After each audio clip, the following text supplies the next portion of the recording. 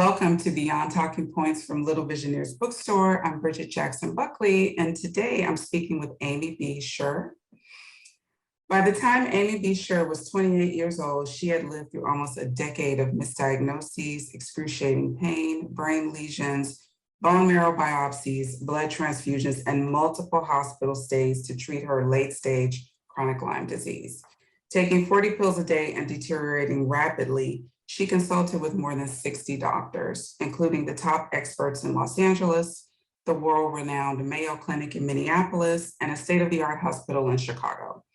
When the best physicians in America labeled her condition incurable and potentially terminal, it was up to Amy to blaze her own path forward. Today, Amy joins us to discuss her book, This Is How I Saved My Life, From California to India, a true story of finding everything when you are willing to try anything. Welcome, Amy. Thank you so much for having me here. I'm really excited. Okay, so before we start, with the book, I just want to talk initially that you traveled to India with your beloved parents. I did. To try a new health treatment.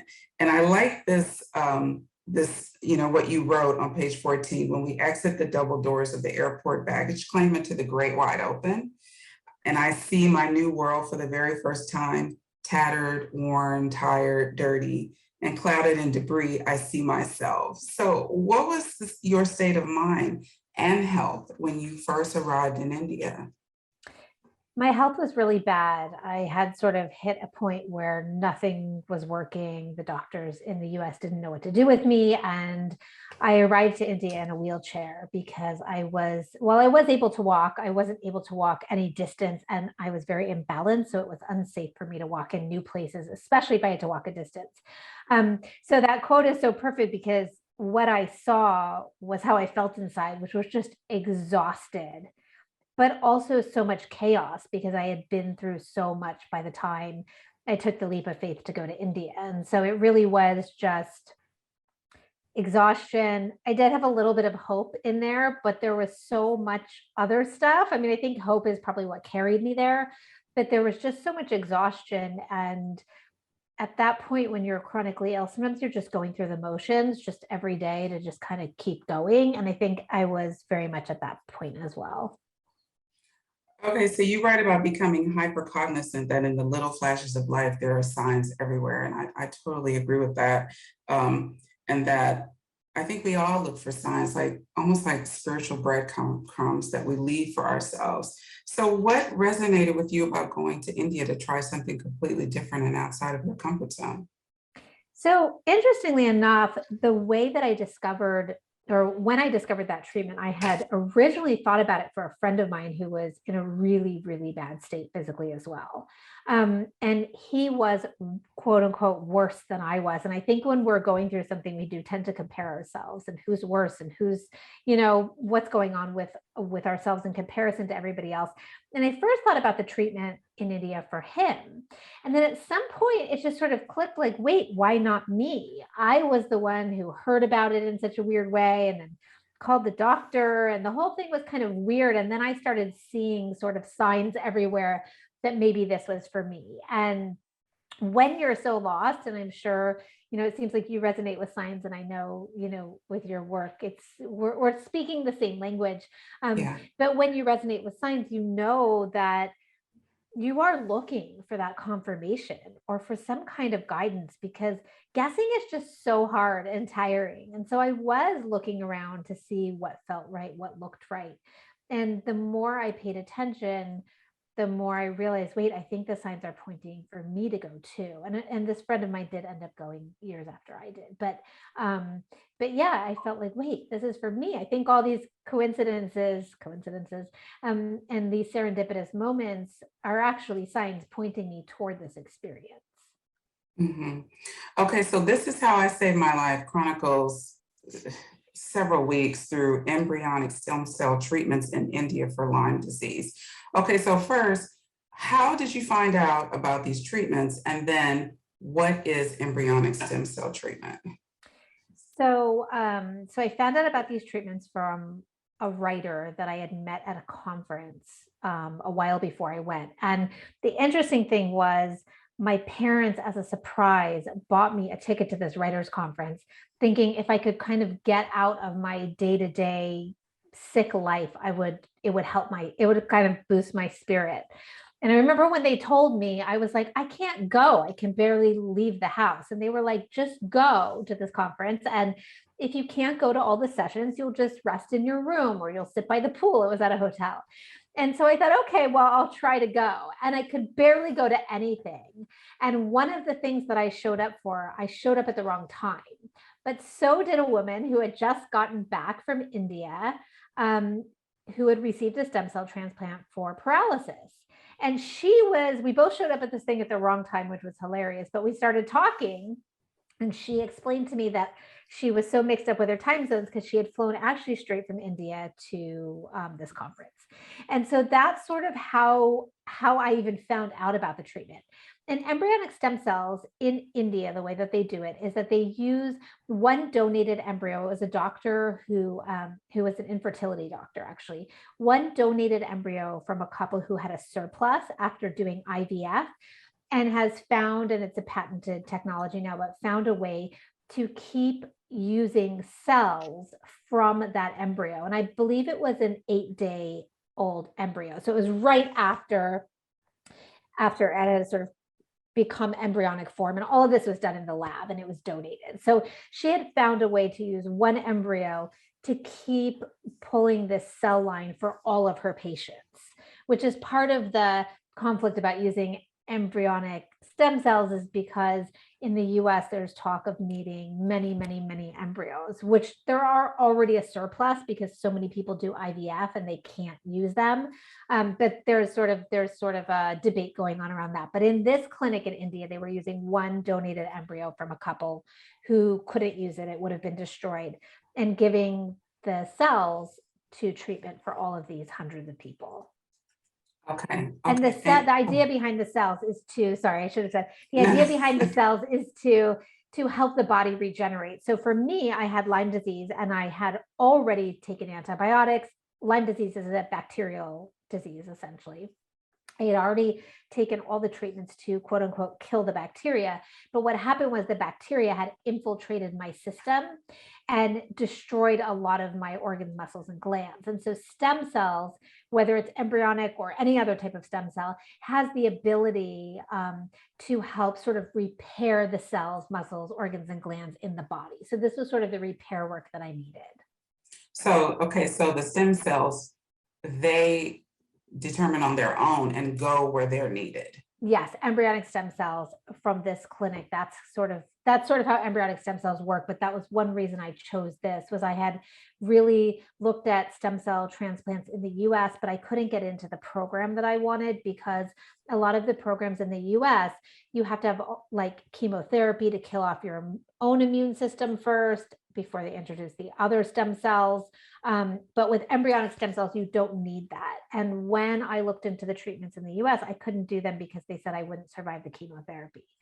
So this is really like my only choice. And embryonic stem cells, you don't need chemotherapy, you don't need suppression drugs, you don't need anything for the stem cells to work. They do find the damaged areas in your body and repair them. Okay, so there's a difference between embryonic stem cells and other types, yes. Yeah, okay. And each type works slightly differently and has pros and cons. And I actually am sort of out of the loop now about all the different types of stem cells. Yeah. But embryonic stem cells are thought to have the most potential in terms of being able to be used for the most types of conditions, having the least side effects because you don't have to take suppression drugs for some types of stem cells, the body will reject the stem cells. So you have to dampen or kill off your own immune system so that it doesn't try to fight the new stem cells. So with this, I just got the stem cells via IV and shots, and that was it. I didn't have to take any other medication, do any other treatment, which personally I was not able to do because of my physical condition. Yeah, I mean, it almost seems like a contradiction to take something, chemotherapy, that could potentially make you sicker. I mean, it probably will when you're trying to heal. So yes. It seems like the embryonic was, the way it was described in your book, was natural. Yes, and for me, again, like I said, it was the only choice because I couldn't get Yeah. into the programs where they use it couldn't get into anything in the US. So before you went, like, did you know anything about this at all? Or like, did you do a lot of research looking into it? Like, because sometimes I when you find out about new things and you feel, the resonance within you, you feel excited, but you're like, oh my gosh, I have to look into this. And what am I missing? Did I look in everything? Did I overturn every stone? Yeah, totally researched. And there were at the time there were some blogs and online, like online sharings and stories of other patients who had been to that clinic. And then I had met the woman I had met a woman who had been to the clinic. But also it was kind of interesting because it was such high stakes for me because it was kind of life or death. There was nothing else I could do to help myself. Mhm, But in the way that it was such high stakes, it was also really low stakes because I was probably going to die anyway. So for mhm. me, it was that's such an interesting sort of fork in the road to be in because it's like I didn't actually have a lot to lose because Mhm. I was definitely going to lose doing nothing. So while I did all the research and stuff, it mattered less than it would have if I would have been healthier. Okay, well, I read This Is How I Saved My Life in one sitting. I think probably like 4 hours. Wow, And I was wow. like, okay, I gotta get ready for this. Let me read the book. And I was like, I'll do a little today and a little tomorrow. And I read the whole thing because while I was reading, I was just like, gosh, what's gonna happen? Yeah. It's gonna turn out. And despite that it was serious content, dealing with Lyme disease and such tremendous uncertainty on your part and your parents completely stepping out of their comfort zone. There were some funny parts in it. I love the descriptions of India. I've never been to India, but it was just so funny. Like you said, the driver, when they picked you up from the airport, your bags had to go in one van and you in another. Arrived at, I think it was the hospital, like you just stopped without slowing down. Yes, yes. I was like, what a good description. And my readers always come away from the book with one of two. Either they want to go to India or they never want to go to India now. So it's funny. Yeah, well, I totally felt like, oh my gosh, I want because it just seems like there's just like chaos, Total chaos. total order underneath the chaos. Yes. Like Everybody it's all knows. working. It's all they've got it all down. But for somebody coming in, foreigner, it's like, what is going on here? It's just so different than how we do it. And it's just beautiful, the way life works, like when you're in alignment with things and how every single thing is there serving, a purpose. Like, what was it? Some like you would hear someone chanting a prayer and you Yes. know what it was, and later on you found that it was the prayer for, was it Ganesha? Yeah. Yeah. Drawn to those elephants, the whole, Yes, to overcome obstacles. And yeah, it's so crazy, right? Like this crazy, so hard to figure out, but we don't have to all the time. yeah. And so I like this part also where you say that, or I'm sorry, you write that I feel like a massive contradiction, parts of me healing and surviving and other parts synchronistically coming undone. And at this time in my life, I have not yet learned that this is almost always how we get from one place in our lives to the next. Very, very messily. Great line, like we expect change to just, oh, I'm ready to change and just things just flow. And it doesn't seem to be that way because I guess you could say your trip to India, it wasn't messy, but it was just, there was so much uncertainty. Definitely. It definitely wasn't how I would have wanted it to be. I can be a very type A. I'm a Virgo. Like I like things organized. I like to know what's happening. I mean, I'm such a free spirit, but I also like to be in charge. And that wasn't how I would have done it, but it's how I needed to do it for sure. Okay, so I thought this was a good example that you give in the book about the late Dr. Masuro Emoto's water collection. Yes. How our bodies are mostly water, and that he researched like if you collect water from various environments and how the molecules react, like negative words create muddied looking asymmetrical patterns, and loving ones create gorgeous crystal formations that resemble snowflakes. The cells in our body are in large part water, so that totally makes sense. Like whatever you're putting into your body thought wise is going to Yep. affect, what's going on in there. So when did you begin to make the correlation between the mind, body, and health connection? Not for a really long time. I really thought, oh, health is just physical, end of story. And it was only when that sort of equation didn't seem to be working out. It's like, if health is physical, then fixing my physical body in all the ways that I'm researching and that my doctors tell me that should work. If that's true, if it's that simple. And when it didn't work after many years, I was like, maybe it's not that. Maybe there's something I'm missing. And so I started actually learning a lot about Chinese medicine, traditional Chinese medicine, and the energy flow in the body and how emotions and thoughts interplay into our physical self. And that's sort of how I sort of came into, wait, there's more that I could be doing, or there's more that I could be looking at, and sort of ended up in this whole world of mind, body, spirit healing. Okay, and you go on to talk about the next part of your mind body connection is that it is becoming clear the crushing pressure of holding on so tight to things in your life and the impact that it has had on your body, like that it has made your life harder than it needs to be. But you really started to wonder how much this pattern has affected your body. So it's like, it seems like when you have an illness, like it brings attention to your body and calls you inward towards your consciousness to resolve the issues that you're having with your body. And when the body takes so much attention, it's like, it's a call to ask yourself, what stories am I laying upon the body? Yeah. For example, like if my body's not working the way I want it to, I can't have what I want. I can't live the life that I want. So what stories were you laying upon your body? For me, a lot of what I realized is just all the pressure I put on myself and the perfectionism, and that I had to be perfect and that I had to be above average in every way, shape, and form, that it was just crushing me. I was unable to sustain that level of self pressure. And I think my body was really feeling that.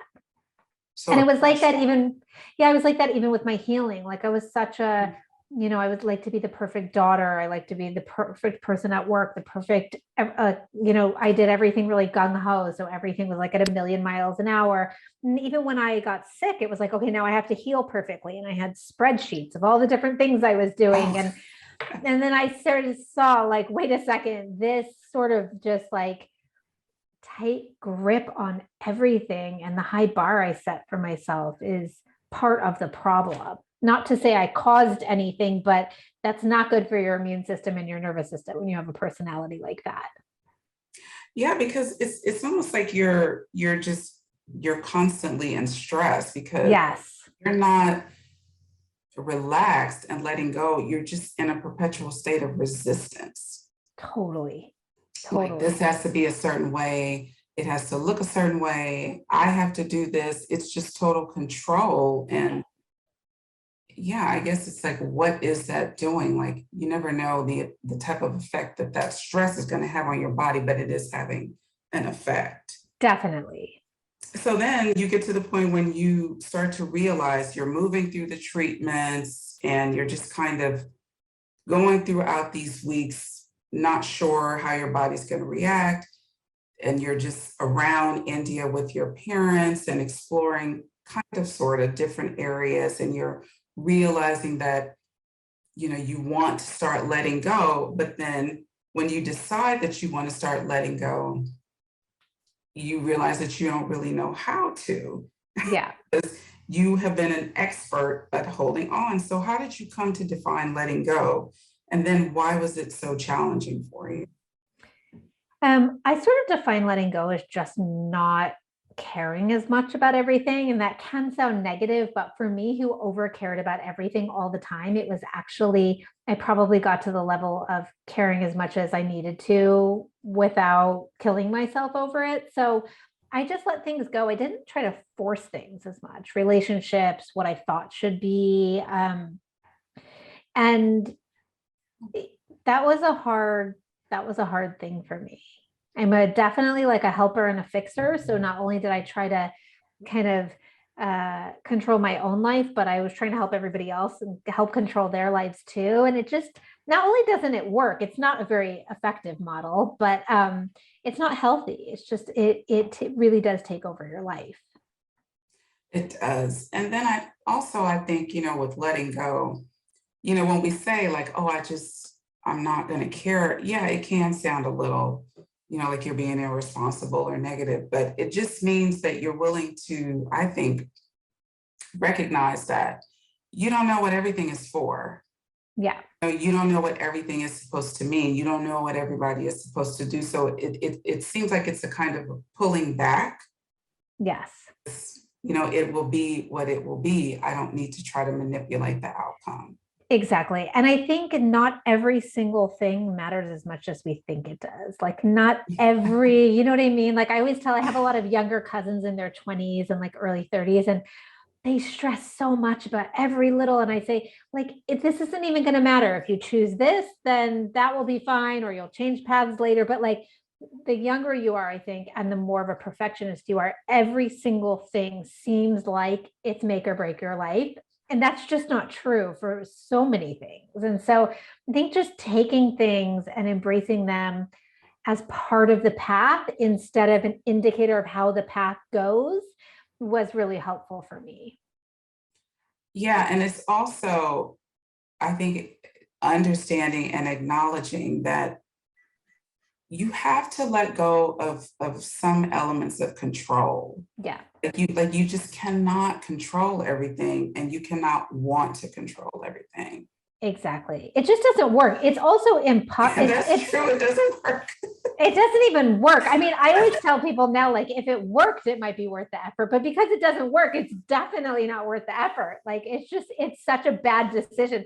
I think of myself as someone like so logical and responsible. And at some point, I had an aha moment where I was like, I'm doing something so stupid. Like, this isn't even working. I don't have anything to show for it. And so that actually helped me, because I'm such a logical person, to realize that my logic wasn't as smart as I thought. Yeah, I mean, I'm kind of harping on this because I feel like this theme of letting go this was essentially throughout the entire book, because you had to let go of something to even get on the plane, Yes. go to India and to try something totally new and different. And it wasn't just you, your parents had their own experience of it. All the Yeah. around you, like everyone was dealing with letting go, and then letting go, you're receiving so much because it's like you're creating space for something new to come in. Yes, absolutely. Okay. And so then also what I really like about it is that as you start to move into this period of letting go, you really start to ask like the right questions. Like I know you had a period of why me? Why is this happening to me? But as long as you ask those type of questions, it keeps you in that victim stage, like a feeling disempowered, like you can't do anything. But you started to ask some really good questions like, what if I also need something that has been completely within my reach all along? My own permission to save my life any way I can. What if I loosen the death grip I have on my own life?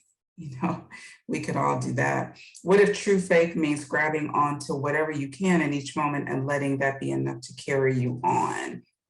And so I just like that you came to this point of asking empowering questions. So how did you start to get to the point to realize that the problems themselves are not problems, they reflect mindsets, and that it really is the question that you're asking that can move you to a different stage? Yeah, I think that I just had to start asking different questions. I think again, the things that I was doing weren't working. And so that's sort of, I think, when we keep hitting walls, we are led to like different paths. And I think that happened. I always tell people like I wasn't wiser or smarter or had any better ideas than anybody else going through anything. It was just that as I was hitting walls and as I was realizing what wasn't working, I think my intuition, and everybody has it, leads you to questions that might lead you to a better way. And I think that's really what was happening there, was in part, I think, not finding answers. Like, why me? Who knows? Okay, time to move on. Like, I thought about that one forever and I didn't get anywhere. Maybe even if I did, it wouldn't have helped me. So really, it was sort of just asking questions that could lead me closer to a truth that might help me in some way do things differently. Yeah, but you have to, I mean, okay, so you said like you had been hitting walls, but you even have to get to the point in your awareness that you are aware that you're hitting walls. Like you're doing the same thing over and over and you're expecting a different result. And so instead of trying to break the wall down, you may need to go a different direction, you I know? was super, Mhm. yeah, and I was super aware I was hitting walls, not because I have amazing self-awareness, but just because if nothing in your life is changing, you're hitting walls. Like you're not, you know what I mean? So I think because for me, it was just like I keep running into the same issues over and over, physical and otherwise, something I have to ask myself, is there another way? What is that other way? Yeah, And so much I had heard about, the answers are within you, like the most yeah, annoying thing ever to hear when you're sick, by the way, or struggling, because it's hard to find the answers. But actually, if you keep asking questions, the answers do come.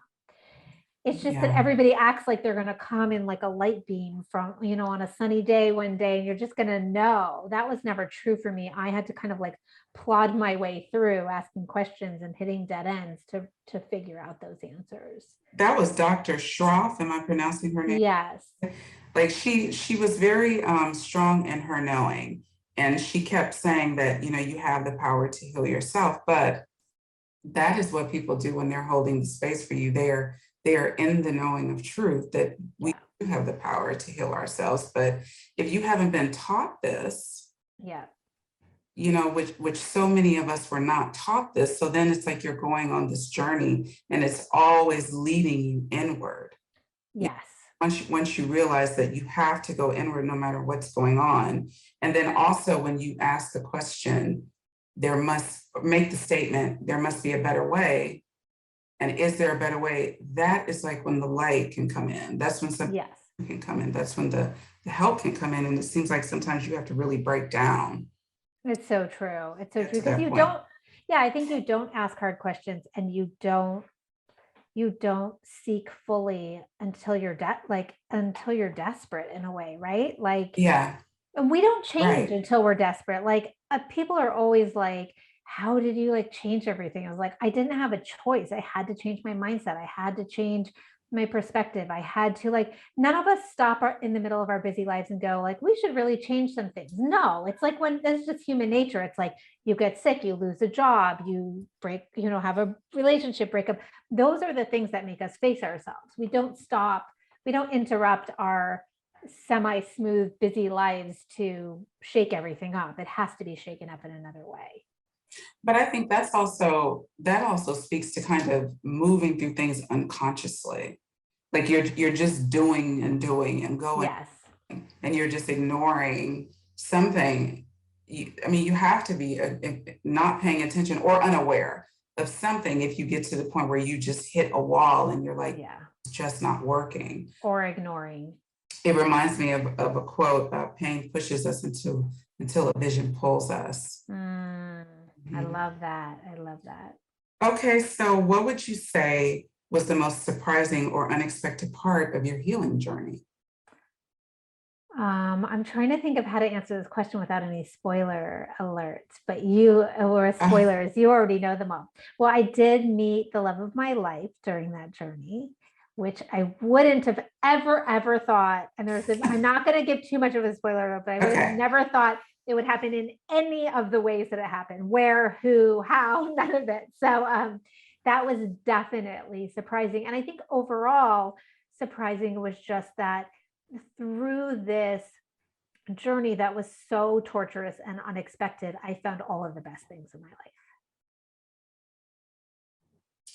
Who yeah, knew? it was a very, very nice read. It was really interesting, and the part at the end was unexpected.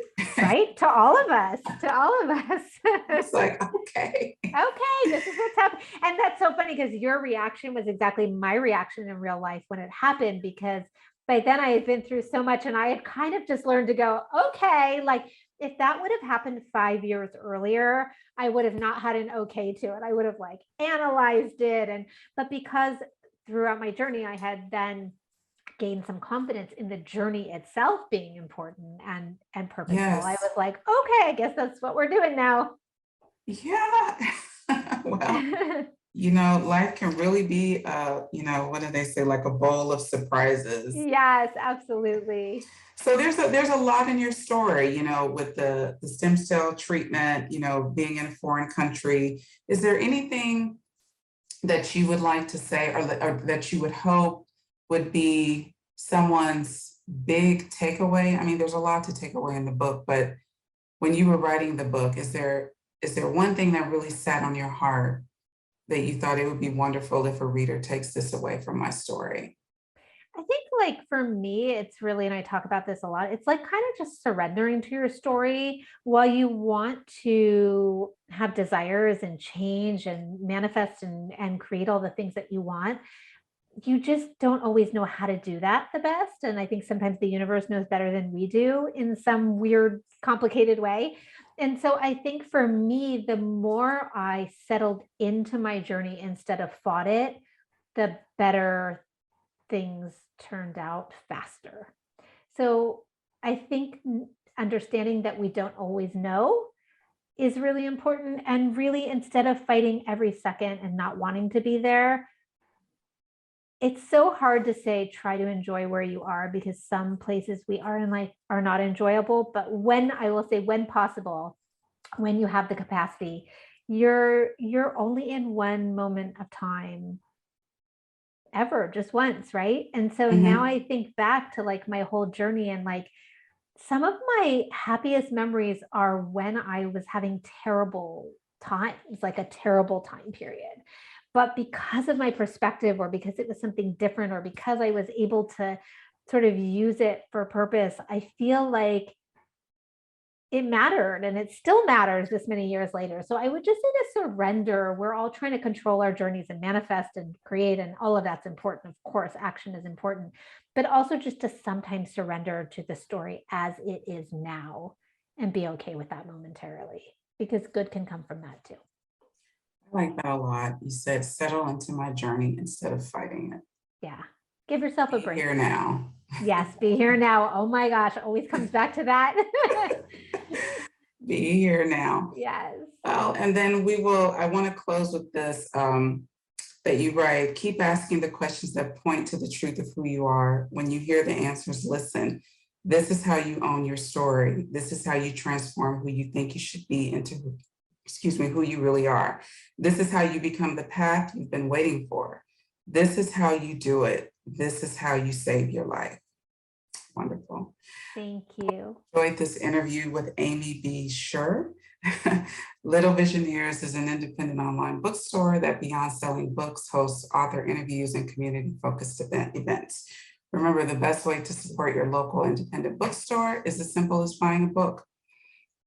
Amy B. Sher is the award-winning and best-selling author of 4 books, which are translated into 16 languages. She writes and teaches on the topics of healing, humaning, creativity. Through her work, she helps people break through blocks to become their happiest, healthiest, and most expressive selves. Her work has been featured in CNN, CBS, The Washington Post, Cosmopolitan, Good Morning America, and more. She lives in New York City, and you can learn more at amybsure.com. Thank you, Amy. Thank you so much for having me.